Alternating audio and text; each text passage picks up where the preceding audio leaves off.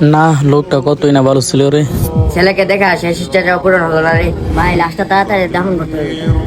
ভাই আমার বাস কাটাও শেষ, কবর কোদাও শেষ। ভাই লাশটাকে তাড়াতাড়ি দাফন করতে হবে। ভাই উনি এক ছেলে বিদেশে থাকে, উনি আসলে তারপর লাশ দাফন করা হবে।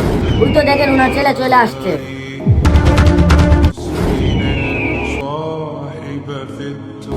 ওই তো ভাই উনার ছেলে চলে আসছে। আসসালামু আলাইকুম। এই সর।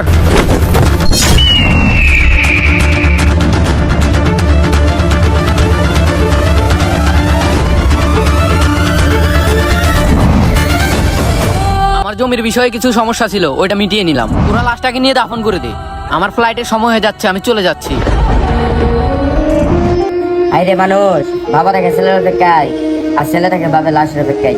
এরকম কলঙ্কর সন্তান কারো না হোক।